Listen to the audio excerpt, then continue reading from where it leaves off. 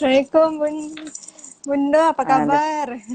kabar baik. Assalamualaikum salam warahmatullahi wabarakatuh. Ya, mungkin kita tunggu semenit lagi biar lebih Ah, orang masuk ya. iya. Oke.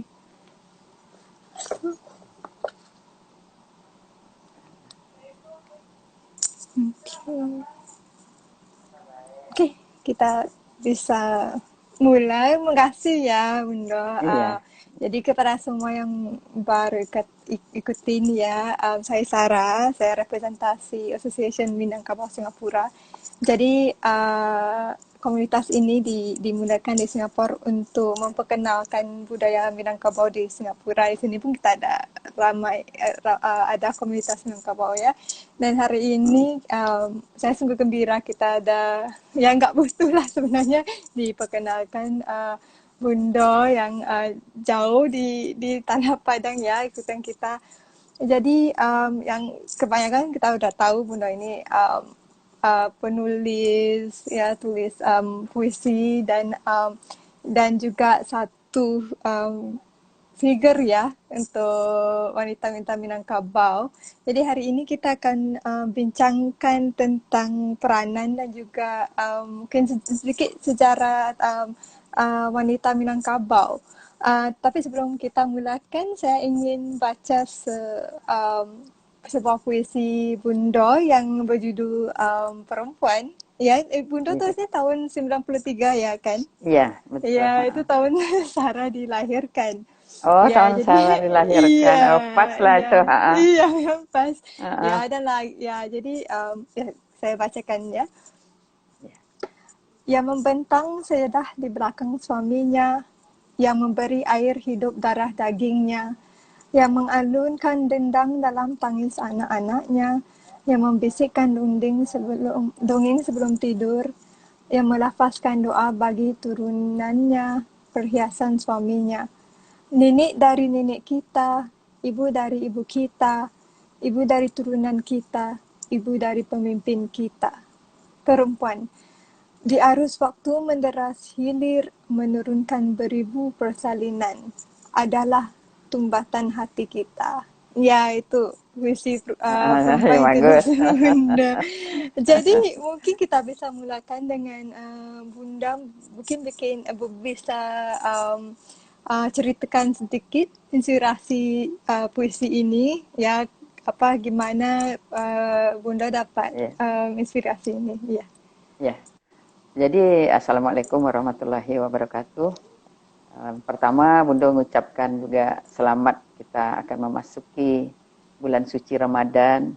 Semoga kita dapat lebih mendekatkan diri kita kepada Allah Subhanahu wa taala dan dihindarkan dari wabah corona yang lagi pandemi Insyaallah. di dunia. Amin ya rabbal alamin. Amin.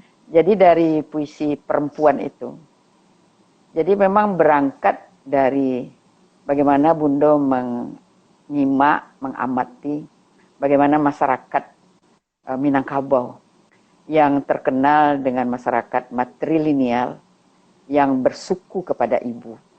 Jadi peranan perempuan itu apabila kita lihat dari segi adat Minangkabau itu sangat sentral. Jadi punca dari sistem matrilineal itu, dan dari segi agama Islam yang dianut oleh orang Minangkabau, itu perempuan itu adalah ada seseorang yang sangat dimuliakan. Maka Nabi kita mengatakan siapa yang dihormati sampai 3 kali, itu ibu-ibu baru ayah. Nah, jadi Bunda dalam penulisan karya-karya sastra, terutama puisi-puisi, memang Bunda lebih banyak studi tentang perempuan Minangkabau. Menurut Bunda, perempuan Minangkabau ini tempatnya itu sangat strategis diberikan oleh adatnya. Jadi dia tidak menjadi subordinat dari laki-laki, tapi dia kalau kita lihat posisinya dengan laki-laki seperti dua sisi mata uang. Jadi kesetaraan. Jadi bagi orang Minang sebenarnya masalah kesetaraan gender misalnya itu sebenarnya sudah selesai. Jadi bukan sesuatu yang harus diperjuangkan, tapi sesuatu yang harus diaktualkan. Untuk itu tentu kita harus paham betul bagaimana posisi itu di dalam masyarakat Minangkabau yang sampai hari ini itu masih dipertahankan. Itu Iya. apanya. Iya, makasih Bunda. Jadi itu memang yang seperti Bunda udah katakan ya, sistem matrilineal dalam masyarakat Minangkabau itu memang sangat dikenal kan. Kalau Iya. dikatakan Minangkabau itu yang pertama yang orang akan katakan. Jadi jadi pada pendapat Bunda ya, dalam masyarakat sekarang yang kita udah ramai bergaul dengan ya masyarakat lain yang mungkin bukan matrilineal atau Srisara yang mungkin Iya. dilahirkan luar Padang dan nggak ikut cara matrilineal kan. Jadi Mm-mm. gimana wanita-wanita Minangkabau atau masyarakat Minangkabau dapat kukuhkan sistem ini atau budaya Minang dalam zaman sekarang. Ya. Jadi begini, bagaimanapun perempuan Minang ya, perempuan Minang menikah dengan orang di luar Minang atau dengan siapa saja, yang tentu saja yang seakidah dengan mereka, yang Islam. Itu anak-anaknya otomatis anak-anaknya orang Minang. Jadi itu tidak bisa dibantah. Nah, misalnya kalau ibunya dari Minang, dia otomatis dia orang Minang. Nah, itu satu hal yang tidak bisa dihapus. Jadi bagaimanapun setiap orang, walaupun mungkin dilahirkan, bahkan mungkin sudah bertukar warga negara, tetapi selagi masih punya akidah Islam, dia tetap orang Minang. Bahkan bagi orang Minang, bertukar warga negara di kampungnya, itu masih ada itu hak-haknya sebagai keturunan dari suatu kaum yang matrilineal itu. Nah, jadi itulah satu-satunya yang tambatan itu, yang menurunkan beribu persalinan. Nah, itu matrilineal itu yang dalam puisi tadi. Jadi tidak mungkin seperti Sarah misalnya, walaupun sudah lahir besar di Singapura, yang tidak lagi negara Indonesia atau tidak lagi di Minangkabau, tapi di dalam diri Sarah tidak pernah membantah bahwa Sarah bukan orang Minang. Itu yang tidak bisa diganti. Tidak bisa bagaimanapun kita mengganti warga negara, segala gaya hidup, segala macam, tapi kita tidak bisa mengganti bahwa kita bukan orang Minang. Nah, itu satu kecantikan ya budaya Minang Budaya dimanapun Minang. memang merantau di dalam budaya atau itu generasi banyak di luar Minang tapi itu tetap kekal. Tetap Ya, kental ya. ya. Jadi mungkin Bundo boleh bincang sedikit dengan Sarah tentang Sumbang 12. Mungkin karena ramai yang kayak Sarah ini nggak di mungkin sekarang baru kita tahu tentang Sumbang 12 itu ya kan. Ya, jadi apa itu Sumbang 12 itu dan peranan dalam masyarakat Minang? Ya, tadi kan sudah Bundo katakan bahwa perempuan Minang itu diposisikan oleh budayanya pada posisi yang sangat terhormat, sangat mulia. Jadi untuk menjaga posisi itu, tetap berada pada kemuliaan itu, ada aturan undang-undang. Namanya undang-undang adat. Jadi undang-undang adat itu ada undang-undang yang 20 namanya. Dibagi dua, ada undang-undang yang 8 dan ada undang-undang yang 12. Dari undang-undang yang 8 itu ada satu pasal. Pasal kedua tentang fiil perangai, terutama ditujukan kepada perempuan. Nah, di dalam pasal 2 itulah yang disebut dengan sumbang 12 atau sumbang salah. Jadi ada sumbang, ada salah. Sumbang ini belum salah, tapi sudah mengarah kepada salah. Nah, dibaginya oleh nenek moyang kita dulu, itu sumbang salah itu 12 macam. Jadi 12 macam mulai dari sumbang duduk, sumbang berdiri, sumbang berjalan, sumbang berkata, sumbang bertanya, sumbang menjawab, sumbang berpakaian, sumbang 12 macam. Dan semua itu mengarah kepada pembentukan karakter yang sangat mulia. Bagi kita dalam agama Islam, itu semacam pengendalian diri. Jadi misalnya sumbang duduk. Sumbang duduk tidak hanya duduk seperti biasa. Kita duduk di kursi, kita duduk di bawah, itu salah satu. Tapi juga pengertian yang tersirat. Yang tersurat itu duduk biasa.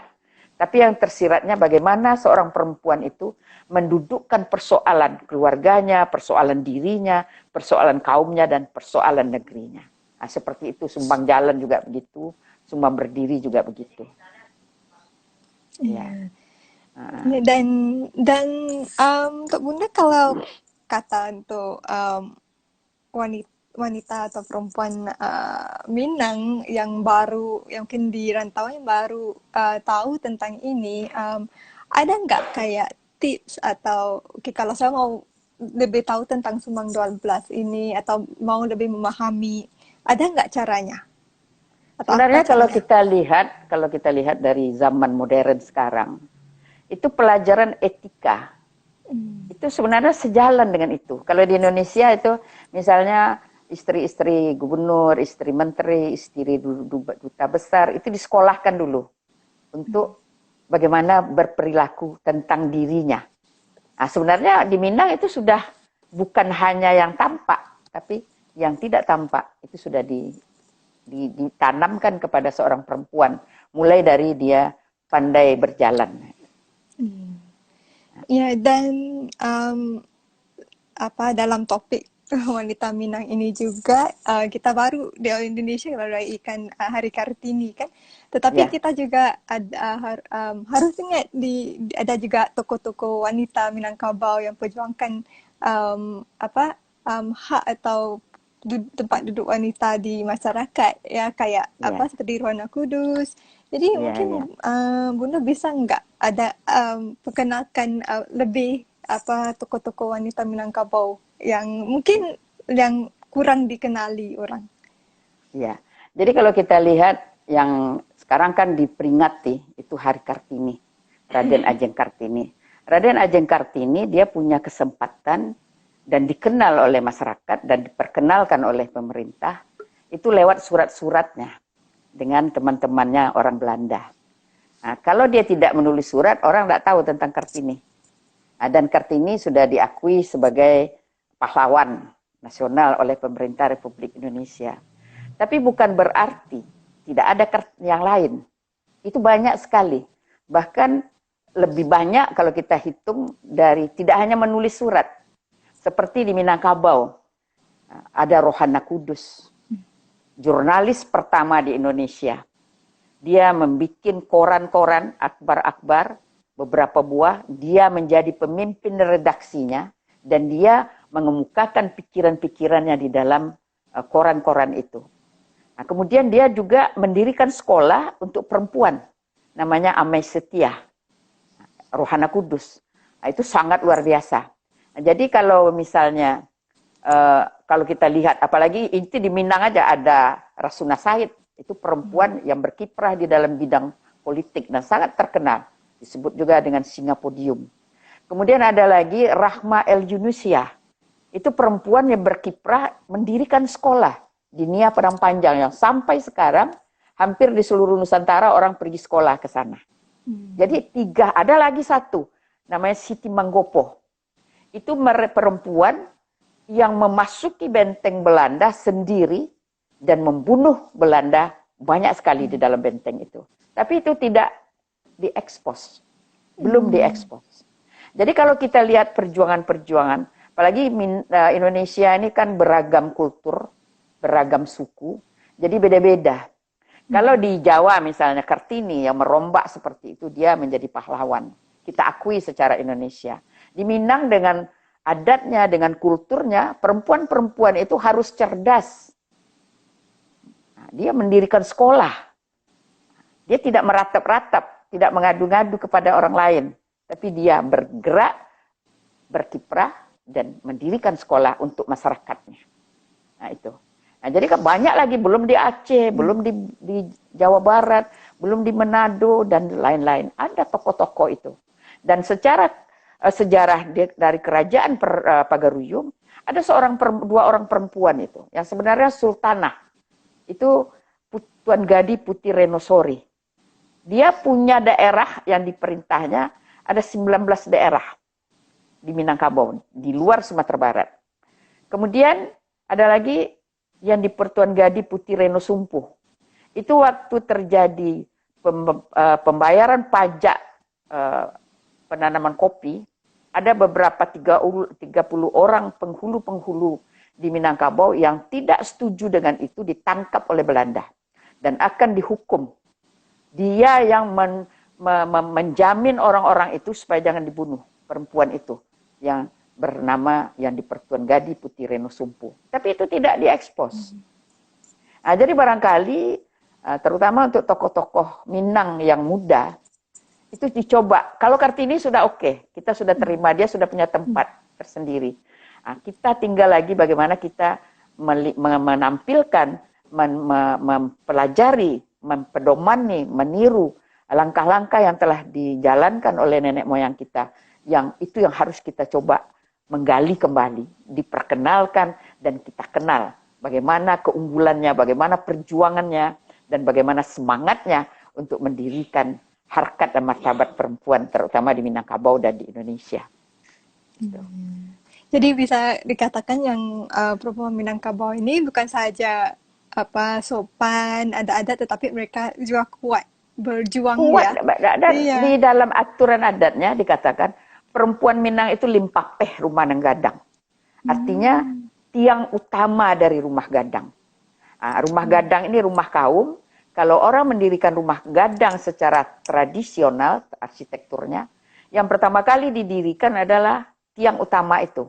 Kemudian baru tiang-tiang lain bertumpu kepada tiang itu, dan tiang utama itu harus kuat. Kalau tidak rumah itu akan ambruk. Itu yang dijadikan simbol atau lambang dari perempuan. Disebut dengan limpapeh rumah gadang. Jadi perempuan itu harus kuat, harus cerdas, harus berlapang alam. Nah, kemudian perempuan Minang itu yang limpapeh rumah gadang itu berani. Dan di dalam adagium adatnya dikatakan kalau dia berjalan alu tataruang patah tigo, samwi tapija indak mati. Nah, bagaimana tuh? Coba kita bayangkan, dia berjalan seorang perempuan, alu itu antan ya, untuk orang menumbuk padi. Dia terpijak alu itu oleh dia patah 3. Sementara semut terinjak tidak mati. Nah, itu luar biasa itu peribahasanya. Nah, itu gambaran seorang perempuan. Jadi dia lembut, selembut-lembutnya sehingga semut pun tidak mati. Tapi kalau dia ditantang, dia keras. Alu itu terbuat dari kayu yang kuat sekali, yang keras sekali. Itu bisa patah 3. Nah, itu gambaran dari perempuan Minang di dalam petata petitinya atau peribahasanya. Iya, dan untuk siapa yang baru ikuti kita kan membincangkan ini, kita lagi sama Bunda lagi membincangkan tokoh-tokoh wanita Minang dalam sejarah. Dan kalau kamu ada soalan untuk Bunda bisa di komen aja. Jadi masih dalam topik tokoh-tokoh wanita ini, jadi kalau saya ini memang tertarik dengan Rohana Kudus karena kalau sebelum mengambil sambung kuliah S2 itu memang kerjanya jurnalis.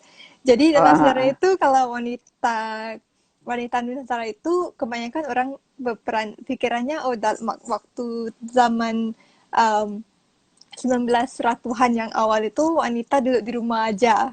Tapi kita ada kayak toko seperti Rohana yang kerjanya jurnalisme pada waktu itu memang itu kerja yang agak maskulin kan dalam dunia itu. Ya, jadi gimana Bunda bisa nggak ceritakan tokoh-tokoh wanita dalam ini? Karena ada yang mungkin bingung kalau wanita Nusantara itu bisa nggak ada posisi seperti jurnalis atau mungkin dalam bidang politik juga. Di manakah peranan wanita Minangkabau? Jadi kalau kita lihat secara sistem masyarakatnya atau sistem kekerabatannya yang matrilineal itu, di situ posisi perempuan itu sudah diberikan secara sangat strategis. Jadi kalau Bundo selalu mencoba menganalogikan bagaimana melihat peran perempuan dengan laki-laki di dalam sebuah kaum. Nah, perempuan ini kalau kita misalkan kaum itu sebuah perusahaan, bisnis ya. Jadi perempuan itu owner. Jadi pemilik aset, pemilik saham. dia yang memiliki rumah gadang, dia yang memiliki sawah ladang, dia yang memiliki tapian tempat mandi, dia yang memiliki padang pekuburan, dan semua aset kaum itu milik perempuan. Kemudian laki-laki itu adalah direksi, dia yang mengelola. Nah, kemudian siapa yang mengangkat direksi?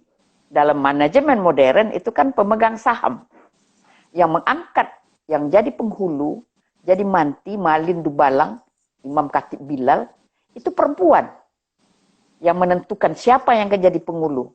Berdasarkan ranji kaumnya, matrilineal. Nah, begitu posisinya. Jadi perempuan itu dari adatnya dia sudah pada posisi penentu. Nah, jadi itu sehingga perpanjangannya dengan dunia sekarang, sebenarnya kalau mereka paham, orang-orang Minang, itu tidak ada benturan sebenarnya dengan masyarakat modern. Dan itu atau ideologi filosofi Minang ini memang apa yang ramai perempuan lagi perjuangkan. Bila kita kata hak perempuan itu, mereka mau seperti apa yang ada di adat Minang. Jadi untuk mungkin kayak aktivis-aktivis Minang yang di rantauan ini, apakah dalam pendapat Bunda itu sikap-sikap atau filosofi Minang yang harus mereka ingatin apabila mereka memperjuangkan apapun di rantauan? Ya kalau kita lihat secara kodrati, secara alami, perempuan itu di mana-mana kan seperti Maisara misalnya, walaupun berada di Singapura, tapi kan orang Minang. Nah, di dalam perjuangan perempuan itu tidak boleh tertindas, kan itu harusnya. Nah, di Minang itu tidak ada tertindas itu, karena pemilik mana pula dia boleh tertindas, dia yang punya segalanya, dia yang punya. Gelar-gelar itu dia yang punya. Jadi dia pada posisi penentu. Itu yang tadi dalam puisi Bunda tadi itu sebenarnya dari situ berangkatnya. Nah, jadi perempuan-perempuan sekarang harusnya bagaimana spirit dari posisi perempuan itu yang harus diambil. Dia harus berani, harus cerdas, tidak boleh tertindas hak-haknya. Nah, itu sebenarnya kan yang diperjuangkan oleh kaum-kaum pejuang perempuan sekarang kan itu sebenarnya hak-hak itu. Karena mereka tidak diberikan hak. Kalau kita pelajari selalu misalnya orang dalam kesetaraan gender segala macam, perempuan tidak punya hak terhadap properti. Di Minang itu hak perempuan. Bahkan kalau kita lihat secara sekarang orang-orang Minang modern dalam berkeluarga, terutama laki-laki ya, itu automatically tanpa disadari, itu apapun yang dibeli dalam sebuah keluarga, dalam sebuah perkawinan, itu semuanya haknya itu ditulis atas nama istri pada umumnya. Ada rumah, seperti Bundo misalnya, otomatis suami Bundo itu tidak mengambil, itu atas nama istri. Apapun yang dibeli. Nah, itu sudah kepanjangan dari sistem masyarakat adatnya. Jadi perempuan itu pemilik properti. Jadi dengan dia memiliki properti, kehidupannya itu sudah dijamin untuk langgeng. Perjuangan di tempat lain itu yang tidak ada. Perempuan-perempuan lain. Jadi kalau perempuan Minang ikut-ikutan memperjuangkan itu, dia tidak ngerti posisi dia dan hak dia. Nah, itu sebenarnya yang harus dipahami. Jadi ikut-ikutan aja. Padahal kita di Minang, sawah kita punya, rumah kita punya. Semiskin-miskin orang Minang, dia masih punya tanah untuk rumah, masih punya sawah, masih punya tempat kuburan. Tidak ada yang tidak punya tanah. Kecuali mereka melanggar hak itu. Sebab di dalam adat, tanah pusaka yang turun-temurun dari berdasarkan garis matrilineal itu, tidak boleh dibagi dan tidak boleh dijual. Tapi kalau itu dilanggar, banyak orang Minang sekarang yang tidak punya tanah. Karena aturan itu sudah sangat jauh melompat ke depan, memperhitungkan posisi perempuan dan keamanan, keselamatan perempuan. Karena hak properti diberikan kepada perempuan, bukan pada laki-laki. Di sini ada komen, Dari Erin, Bunda di Singapura wanita Minang dikasih label control queen. Nah, ya betul Ya, lah. Sama di Negeri Sembilan juga gitu. iya. Nah, Karena itu, apa dominasinya itu. iya, Nah, karena iya. dia kuat, sadar akan hak-haknya dan fight untuk menegakkan keluarganya. Iya. Maka dia semua ada penelitian sementara lah gitu dari Bapak Ali Akbar Nafis, seorang penulis terkemuka di Indonesia yang mengarang Robohnya Surau Kami. Dia meneliti orang-orang yang sukses di Indonesia dalam segala bidang. Hampir 75% istrinya perempuan Minang katanya. Nah, kenapa dia bisa sukses laki-laki itu?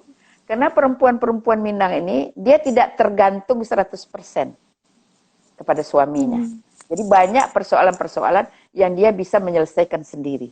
Jadi suaminya tidak terganggu untuk hal-hal tetek bengek. Sehingga suaminya bisa berkiprah, mengembangkan dirinya, maka dia bisa sukses. Itu mungkin penelitian itu bisa diulang dengan suatu metode yang sungguh-sungguh bukan penelitian sementara seperti itu untuk membuktikannya.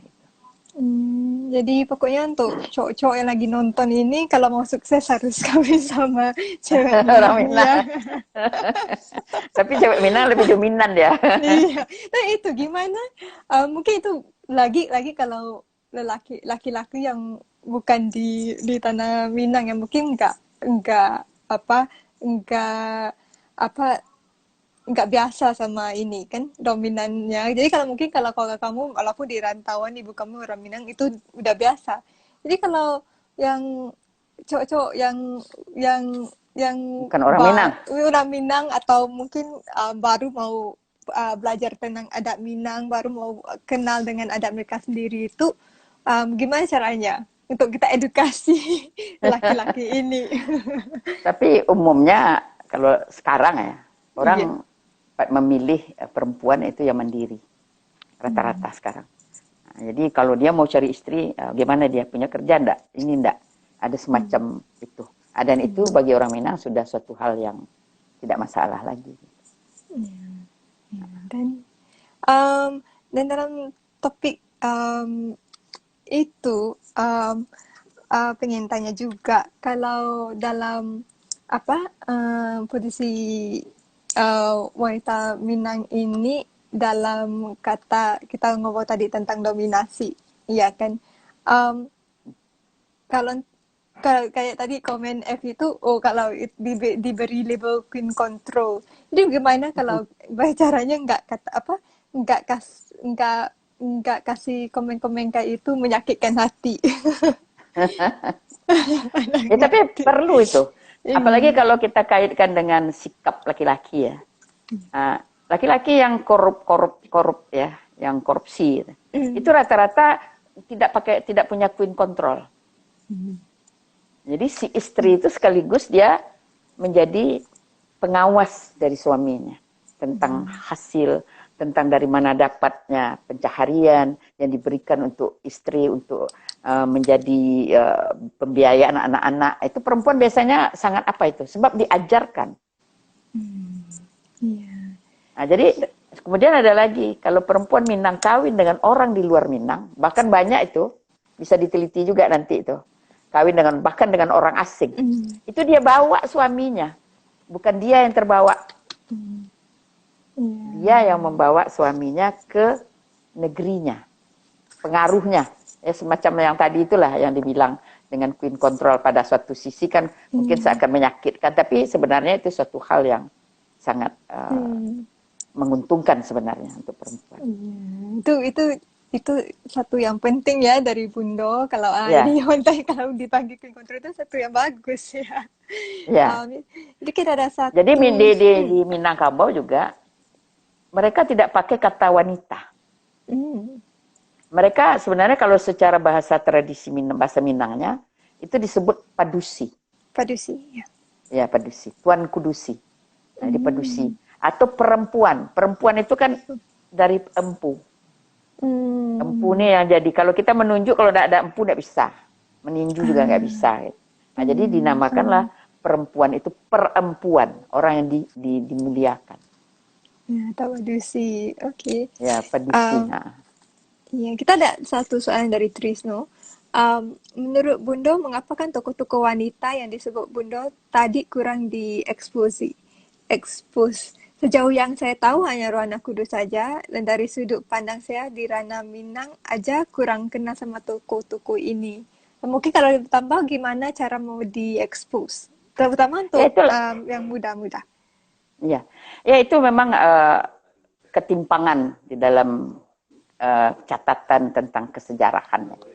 Jadi sebenarnya tadi Bundo sudah mengatakan banyak tokoh-tokoh yang setara dengan mungkin melebihi daripada Kartini perjuangannya, tapi itu tidak diekspos dengan lebih luas gitu. Barangkali ini yang diperlukan kalau Bundo udah di dalam Bundo Kandung Sumatera Barat, di samping kita waktu Hari Kartini misalnya kita tidak hanya melihat Kartini, Kartini sudah duduk itu. Kita coba melihat ada seminar misalnya bicara tentang Rohana Kudus, tentang perempuan-perempuan yang lain sekaligus memperkenalkan. Jadi itu salah satu tugas mungkin organisasi juga sejarawan untuk mengangkat kisah itu kembali. Seperti Siti Manggopo misalnya, itu belum diekspos secara nasional. Banyak lagi yang lain-lain. Gitu. Nggak usah jauh-jauh, di Minangkabau aja kita. Nah, sebenarnya generasi muda Minangkabau harus mereka pahami, harus mereka kenal bagaimana pejuang-pejuang mereka yang dulu sudah berkiprah. Seperti Rohana Kudus. Jurnalis pertama, perempuan pertama yang membuat surat kabar. Kalau kita bicara di Indonesia tentang perkembangan pers, tidak bisa tidak bicara tentang Rohana Kudus. Iya. Nah, Jadi, jadi sebenarnya kita generasi muda Minang, kalau kita lihat sejarah kita, kita bangga dengan tokoh-tokoh kiprah dari nenek-nenek kita. Nah, tapi yang jadi persoalan bagaimana kita sekarang. Bisa tidak kita melebihi itu? Kalau akan tidak sama bagi orang Minang kan begitu. Kalau tidak melebihi, minimal sama. Harus dimunculkan tokoh-tokoh. Tentu bagaimanapun kita harus belajar sejarah. Menghargai tokoh-tokoh dalam sejarah. Tapi bukan larut dengan itu. Dunia kita sudah berbeda. Itu barangkali yang diperlukan. Sehingga generasi muda sekarang yang pertama kenali dulu tokoh-tokohnya. Kemudian dicari apa yang bisa kita teladani dari perjalanan mereka. Sehingga mereka sampai seperti itu. Dengan kondisi yang serba tidak seperti sekarang. Waktu Rohana Kudus mendirikan koran mungkin mesin tik apa dulu. Belum ada macam-macam. Tapi dia sudah bisa. Dengan keadaan, dengan keterbatasan peralatan dan segala macam. Karena dia begitu bersemangat, begitu kuat, begitu punya apa ke depan. Barangkali itu yang perlu disikapi oleh generasi yang sekarang. Jadi organisasi harus mulai ya, Ya, untuk mengekspos tokoh-tokoh wanita Minang ini. ini Dan kita tidak ada lagi, berarti tidak juga kita tidak berada di negeri kita, di kampung kita berada di luar. Justru di luar itu lebih kita memperkenalkan. iya, iya, Nah, iya. Lagi sehingga untuk kita yang, dihargai dalam persandingan dengan suku-suku lain bahwa ini orang Minang seperti ini. Nah, harusnya begitu. iya, Misalnya kita bicara, ditanya dari mana orang Minang? Oh, tahu Rohana Kudus bagaimana? Oh, gini ini. Ada kebanggaan kita, iya, harusnya. iya. Dan lagi untuk anak-anak Minang yang udah merantau ya, tapi Iya, ada yang pentingnya terutama juga itu. untuk, iya. Jadi ini Untuk ada memperkenalkan dirinya, iya, iya. memperkenalkan kulturnya. Itu.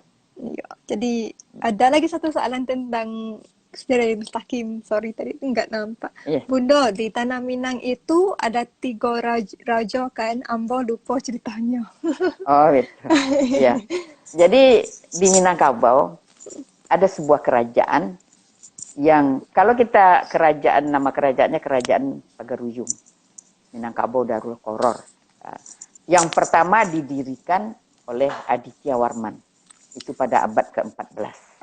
Kemudian pada abad ke-15 kerajaan ini berubah posisi karena sudah masuk Islam rajanya, ditukar namanya menjadi Kesultanan Pagaruyung Darul Qoror. Itu yang raja yang pertama masuk Islam itu Sultan Alif Khalifatullah. Nah, waktu itu sudah mulai dirancang raja itu dibagi 3 triumvirat.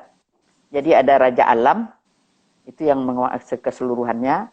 Nah, kemudian raja adat yang pembidangannya bidang adat, kemudian raja ibadat yang bidangnya bidang agama. Jadi strukturnya ada 3 raja, kemudian ada 4 menteri, ada 5 dengan menteri keamanan, kemudian ada 14 daerah istimewa.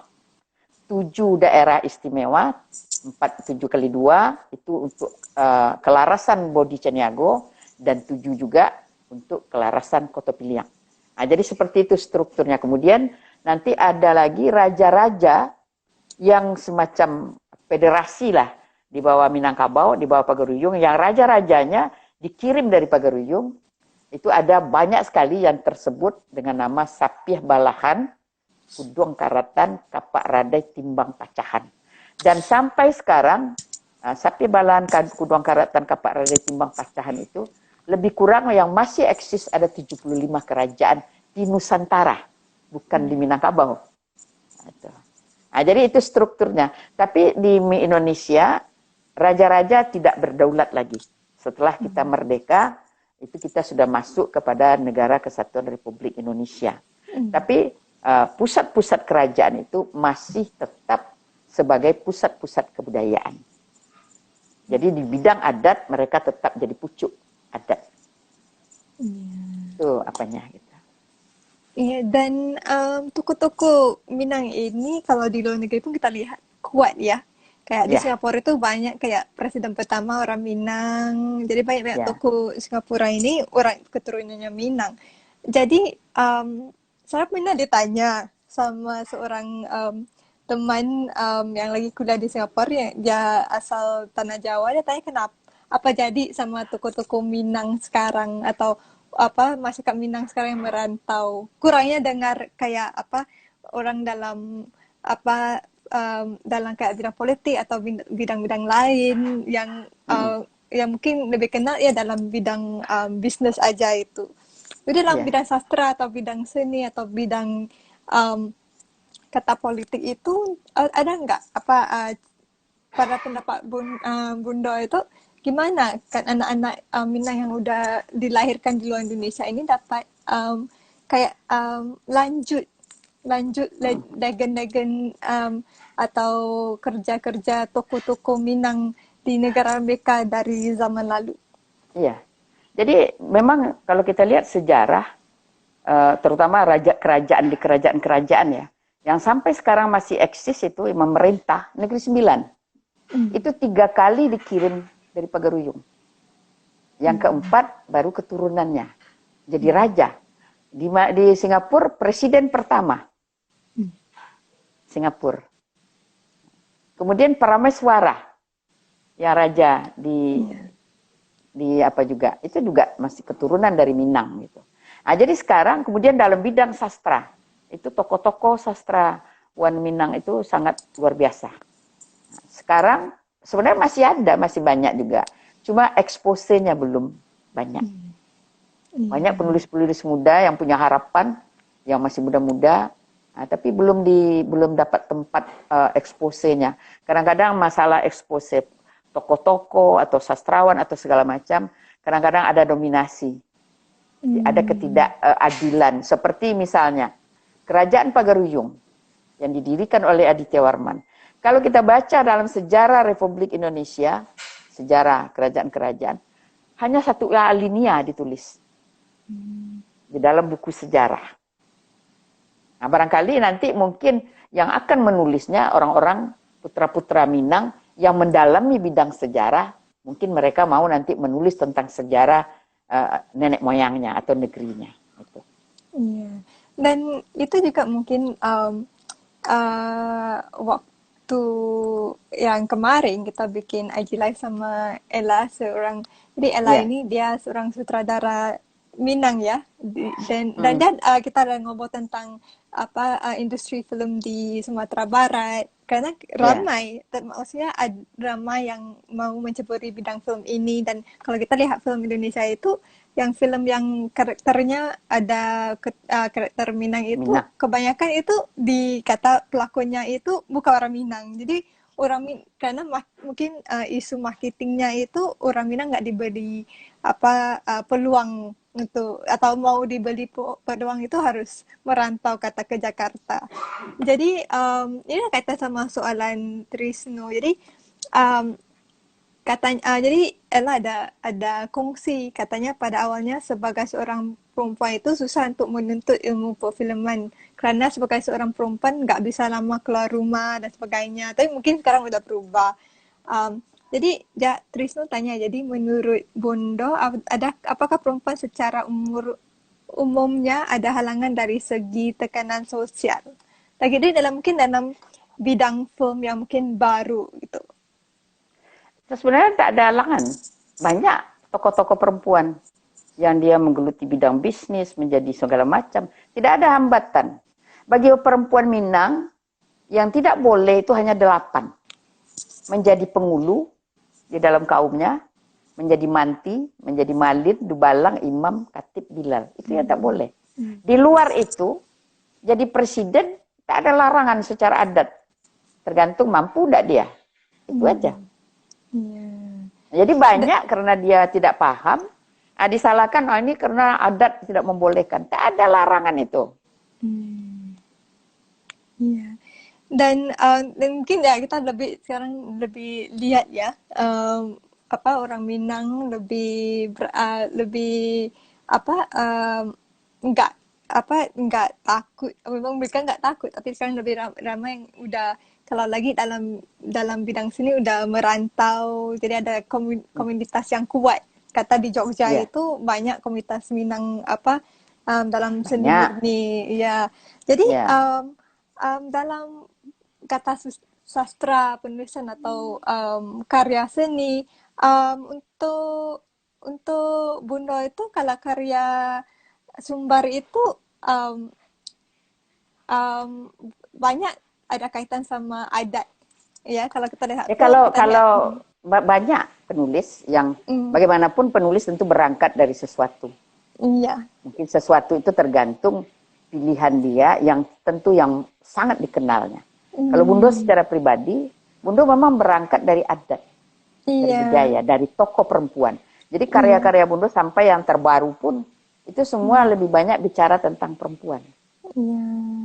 Jadi itu yang Bundo geluti. Mungkin orang lain lagi, mungkin keseniannya seperti suami Bundo misalnya Pak Wisran Hadi. Itu dia dalam naskah-naskah dramanya itu dia mengangkat sebenarnya apa yang ada dari budayanya sendiri. Iya. Dan untuk Bundo ada nggak yang Bundo ingin lihat lebih tentang dalam karya apapun karya Sumbar ini? Mungkin ramai yang udah tulis tentang perantauan. Ada nggak Bundo ingin lihat lagi-lagi karya dari anak Minang muda yang mungkin terlalu banyak tulis tentang kata merantau, kurang tulis tentang perempuan atau ada yang lain? Ada nggak yang Bundo ingin? Jadi banyak sisi sebenarnya yang bisa ditulis, yang harus bisa diteliti secara mendalam. Banyak hal, cuma belum tertarik barangkali. Banyak hal tentang posisi perempuan dalam matrilineal ini aja, itu yang betul-betul sebuah kajian secara akademik setahu Bundo belum ada. Masalah bagaimana properti dengan perempuan menurut adat Minangkabau belum ada ditulis. Paling-paling mungkin ditulis dalam bentuk artikel-artikel, tapi sebuah kajian misalnya, sebuah disertasi, itu belum ada. Baik, sebenarnya kalau orang Minang mau, banyak sekali yang bisa kita coba gali dan itu bisa memberikan kontribusi kepada kita pada hari ini. Untuk kita jalan, untuk kita melangkah. Banyak hal. Ya, mungkin bisa bikin satu kayak lebih diskusi atau bisa nanti bisa di festival yang ini mungkin sebuah disertasi, mungkin sebuah macam-macam yang bisa kita angkat, yang bisa diambil manfaatnya dan bisa jadi pijakan bagi generasi muda sekarang untuk melangkah ke depan sehingga mereka tidak goyang dia berjalannya kokoh seperti yang tadi. Iya, Itu iya. Dan terutama untuk lebih, perempuan ya. iya, lebih yang kenal bukan ya adat tapi karya sumbar dari Ya, yang karya sumber. aslinya dari sumbar itu. Jadi Dari nak dari tanya, dari masyarakat Sumatera Barat yang punya kultur seperti iya, bersuku ke ibu, berguru ke alam, itu iya, banyak hal sebenarnya yang ditawarkan kepada kita untuk membuat sesuatu, iya, menganalisa sesuatu, memahami sesuatu, dan mencoba iya, memberikan kepada orang lain sesuatu itu bagaimana menurut kita. iya. Itu akan kaya sekali kita. Iya, dan itu juga dikatakan Ella kemarin yang ya mungkin ada film di Jakarta yang karakternya orang Minang tapi karena pelakunya bukan asli Sumbar, memang beda. Dapat lihat memang beda kurangnya lah dalam itu. Ini ada soalan dari Musakim. Bundo, jika Ambo ni baralik jok gadi Minang, bulan ndak Ambo gunakan sistem agama daripada adat. Ya, dia begini. Bagi orang Minang ada dua hal. Sebenarnya bagi orang Minang lah ada tiga hal, tiga hukum yang melekat pada setiap dirinya. Pertama, hukum adatnya. Kedua, hukum agamanya Islam. Ketiga, hukum negaranya. Nah, di dalam perkawinan misalnya, itu bagi orang Minang sudah dibagi. Ada yang urusan adat, ada yang urusan agama. Misalnya contoh, dalam urusan lamar-melamar, pinang-meminang, itu adat. Jadi mama di situ. Tapi waktu pernikahan, itu agama. Nah, itu ada pembagi. Bahkan orang Minang itu sampai sebegitu detail membagi, bahkan untuk kesenian pun sudah dibagi. Ini kesenian untuk acara agama, ini kesenian untuk acara adat. Itu. Nah, jadi tergantung bagaimana. Dan besar kecilnya itu tergantung kemampuan kita masing-masing. Bahkan di dalam adat Minang, kebetulan Bundo baru selesai menulis buku ya tentang pakaian perempuan Minang.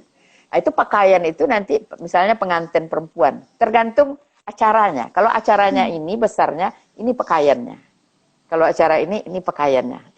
Jadi semuanya itu sudah, sehingga tidak ada yang timpang. Dia selaras semuanya. Jadi tidak ada masalah sebenarnya. Nah, cuma orang di luar menggambarkan kalau mau kawin dengan orang Minang, laki-laki Minang dibeli, dijemput, macam-macam. Karena tidak paham. Bukan dibeli. Orang tidak tahu kan. Misalnya laki-laki Minang kawin dengan perempuan, sama-sama Minang lah misalnya. Kemudian laki-laki ini diberi uang adat. Misalnya 100.000 misalnya. Itu kembalinya paling enggak 500.000 nanti untuk perempuan. Ada bawaan-bawaan segala macam. Dan itu bukan berarti laki-laki itu dibeli, bukan. Itu posisi adat itu itu juga bisa digali itu. Persepsi orang yang agak miring atau keliru tentang itu bisa diluruskan dengan sebuah kajian. Kenapa timbul itu? Jadi tidak perlu susah lah, tidak perlu mau kawin dengan orang Minang. Terserah. Kalau tidak mau pakai adat yang sederhana aja, kemudian nikah udah. Tidak ada masalah, tidak ada cacatnya, tidak ada aibnya. Yang penting, pertama bagi orang Minang, yang nikah itu si A dan si B. Yang kawin kaum si A dengan kaum si B. Jadi akibat sebuah perkawinan, ada dua keluarga yang menjalin tali silaturahim. Itu prinsipnya. Jadi tidak mungkin dengan sebuah perkawinan orang pecah belah. Tapi dengan sebuah perkawinan ada dua kaum yang menjadi satu dalam hubungan silaturahim. Itu hakikatnya. Jadi ukhuwah.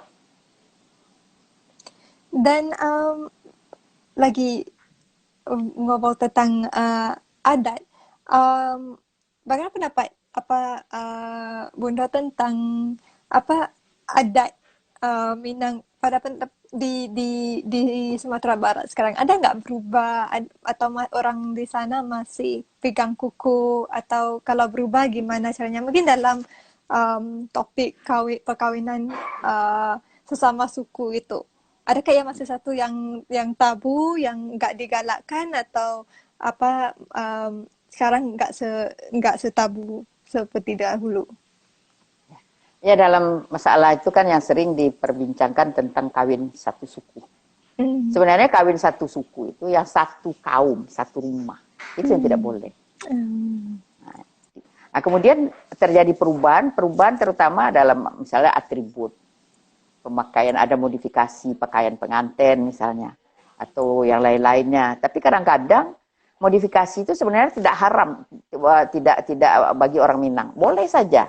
Tapi dengan syarat, apa yang dimodifikasi itu nilainya harus lebih baik daripada yang aslinya. Tapi dari perkembangan yang Bundo amati, terutama dalam pakaian pengantin, modifikasinya justru menghilangkan nilai-nilai yang terdapat di dalam pakaian pengantin yang asli.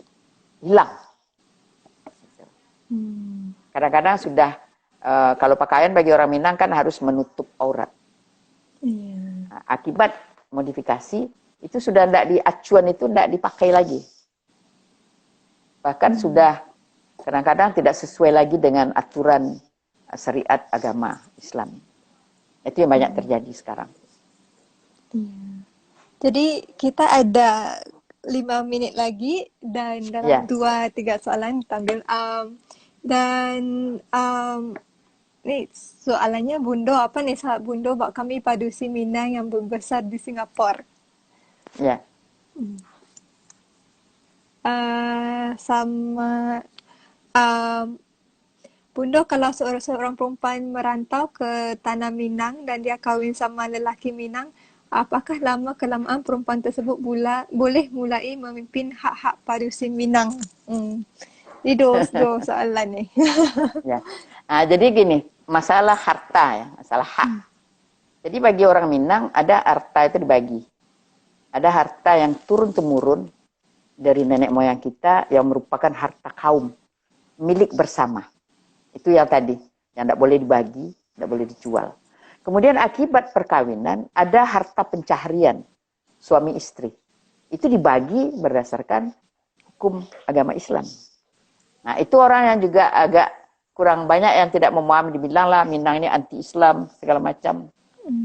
Yang tidak boleh dibagi itu adalah yang turun dari nenek-nenek, kita tidak tahu tuh kapan dia dapat, bagaimana dia mendapatkan harta itu. Tapi kita terima sampai ke anak cucu berdasarkan garis matrilineal itu. Tapi yang pencarian ayah kita, ibu kita akibat sebuah perkawinan itu hak-haknya dibagi menurut hukum agama Islam. Nah, di situ ada haknya. Tapi di dalam kaum itu hak bersama. Kalaupun ada itu hak pakai, tidak milik. Itu yang kadang-kadang keliru karena bukan karena apa, karena tidak paham aja. Dan dalam topik Islam ini, kalau bukan di Indonesia aja lah, di Singapura aja, di Indonesia juga ada orang yang ingin memperkenalkan Islam Nusantara, kan? Jadi dalam apa pendapat Bunda tentang ini gimana? Ada nggak Islam Nusantara itu lagi-lagi sebagai seorang Minang? Ya kalau orang Minang kan dia sudah punya filosofi tersendiri di samping filosofi negara. Orang Minang tuh punya filosofi adat bersandi sarak, sarak bersandi kitabullah, sarak mengato adat memakai, alam tekambang jadi guru. Jadi Islamnya yang berdasarkan kepada Al-Quran dan hadis. Nah, jadi di mana-mana lah, tidak ada pakai nama Islam Minang, tidak ada. Iya, dan ini jadi dalam enggak, ya. Bunda boleh lanjut tadi, kau kata apa? Enggak, tadi dalam filosofi Minang tadi. Jadi orang rujukan dari orang Minang itu Al-Quran dan hadis, sunnah Rasul dan alam tekambang jadi guru. Itu. Jadi nggak butuh ada yang baru yang namanya tak butuh ada yang baru. Dan itu sudah dalam perjalanan dari dulu sampai sekarang ada pertemuan-pertemuan dan segala macam diskusi dan segala macam, sehingga diputuskanlah ada semacam filosofi yang seperti itu dan disepakati sampai hari ini oleh orang Minang. Jadi itu juga jadi satu diskusi di wilayah Nusantara ini ya kan, kayak adat, nggak kisahlah kalau kamu orang Minang atau orang Melayu atau orang Jawa, kalau terutama di Singapura ini jadi satu debat tentang Islam, maksudnya adat itu enggak penting, yang kita harus ikut itu Islam, tapi Islamnya apa ada, kalau dilihat itu ikut apa ada Timur Tengah kan, jadi jadi jadi kayak adat Melayu atau adat Minang atau Jawa mereka itu mereka ketepikan. Jadi untuk orang-orang kayak gitu yang mungkin ada masalah ya untuk faham apa Ya. gimana adat sama Ya kalau agama itu kalau bisa di ya. Minang maka lahirnya ada gium, adat Besandisara itu. Jadi adat itu diedit. Mana yang tidak sesuai dengan agama Islam itu tidak dipakai lagi. Nah, itulah Sumpah Sati Bukit Marpalam itu. Jadi waktu itu bersepakat kaum adat, kaum agama bahwa adat yang dipakai atau filosofi hidupnya itu adat Besandisara, Sarak Bakazabir Tabula. Apa yang dipatwakan oleh agama itu yang dijalankan oleh adat. Yang tidak sesuai tidak dipakai. Gitu. Iya. Okey. Ini lagi ada soalan. Bunda boleh enggak bangun rumah gadang di luar tanah Minang, dan membangun rumah gadang rumah pribadi apa ada ritual atau tumbang kabau? Jadi pengertian rumah gadang ya. Nah, rumah gadang itu sebenarnya itu rumah kaum. Jadi kalau secara adat tidak ada orang memiliki rumah gadang itu sendiri. Jadi rumah gadang dibangun, misalnya Maisaro punya duit, bangun rumah gadang, tapi itu tidak bisa jadi milik pribadi, itu milik bersama. Nah, kemudian di luar banyak orang bikin, ada rumah gadang kelompok-kelompok masyarakat, mungkin di Singapura ada ikatan keluarga Minang, kemudian dibikinlah rumah gadang untuk tempat berkumpul dan melambangkan adanya kelompok Minang di situ. Tapi kalau di dalam kaum itu tidak bisa. Di dalam kaum di tanah pusaka itu rumah gadang itu hanya dibikin rumah bersama, tidak rumah sendiri. Tapi kalau kita beli tanah di tempat lain mungkin, tapi jarang juga orang melakukan itu karena orang tahu rumah gadang itu rumah kaum. Rumah gadang itu melambangkan kalau ada rumah gadang berarti di situ ada sebuah kaum dan ada pemimpin di dalam kaum itu. Jadi semacam identitas dari perkauman, lambang dari perkauman. Jadi kita lagi ngobrol tentang adat, ingin kembalikan tentang topik karya lah. Ya, lagi-lagi untuk apa anak-anak Minang yang mungkin ingin menceburi bidang sastra atau bidang film music. Yeah. Apa apa caranya untuk mengekalkan adat dalam tulisan atau karya mereka? Ya kalau mengekalkan tentu bagaimana tergantung penulisnya masing-masing. Apa yang mau diteropongnya, apa yang mau diangkatnya dari adat itu kan banyak sekali. Tergantung pilihan, pilihannya apa misal. Pilihan tentang kesenian. Kesenian itu pun banyak juga.